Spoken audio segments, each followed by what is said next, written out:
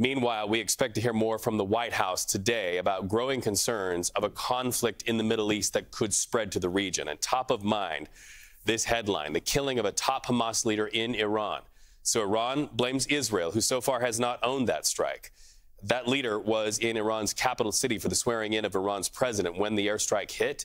But this is an escalation Secretary of State Antony Blinken has tried to avoid. In fact, we just got these comments from the Secretary of State from his post in Singapore. Listen. Well, of course, I've seen the reports, and all I can tell you right now is I think nothing takes away from the importance of, as I said a moment ago, getting to the ceasefire, which is manifestly in the interests of the hostages and bringing them home.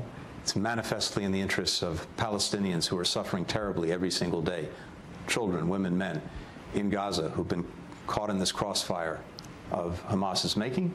It's profoundly in the interest of trying to put things on a better path, not only in Gaza, but actually throughout the region. On a better path and try to keep a lid on all of this. Let's bring in CBS News correspondent Imtiaz Tyab. Imtiaz, you're in Beirut. This strike in Iran follows a strike where you are in Beirut. What is the response there in Beirut and also out of Iran today?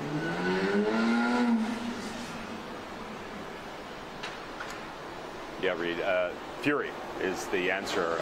There is fury here in Lebanon. There's fury, of course, from Hamas in Gaza, and fury from Tehran following these two assassinations, which really has sort of pushed us to a place where we haven't been in a very long time here in the Middle East, which is this concern that we could see a wider war spread across the region involving actors who are incredibly well armed and incredibly powerful and incredibly determined to fight. Now, as we've been hearing from the Secretary, that he said that it was in the interest of everybody to try to de-escalate the situation.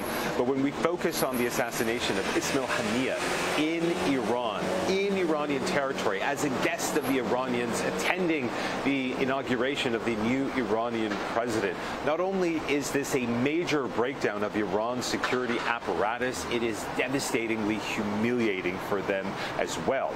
Now, many, of course, fearing that Iran will carry out some sort of retaliatory attack, but we've been hearing from sources inside Iran that at this very moment, the Iranian leadership is really trying to understand how this security breakdown could happen, that Ismail Haniyeh could be assassinated inside their home as they described it. And so many are hoping that any kind of retaliation, if it's going to come, won't come soon. But that doesn't mean the situation here is any less tense. Of course, the issue with the worries of a widening regional conflict very much top of mind of leaders. But also, we understand there is some reporting that the person who was killed in Iran was part of some talks, some hostage release negotiation talks, and now those talks relative to the release of hostages could be in jeopardy. What do you know about that? Yeah, no, look, let's be clear. Ismail Haniyeh is one of the most well-known Hamas leaders. He was the political leader and has a very long history in Palestinian politics and, of course, with Hamas, and he was the lead negotiator. This is a man who negotiated indirectly with the U.S., indirectly with Israel, and he's widely seen, relative to Hamas, it has to be said, but widely seen as far more pragmatic than the military leaders inside of Hamas who are directing the war in Gaza, which we've seen is so devastating. So the fact that Ismail Haniyeh would be assassinated by Israel, although as we've been saying, Israel remaining silent, not saying anything about it, although of course Hamas and Iran saying that they're behind this assassination.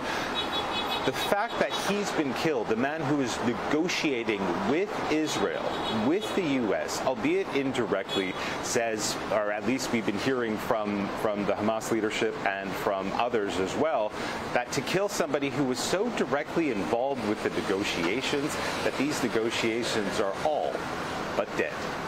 Imtiaz Tyab, thank you so much for that live report. The world watches and waits.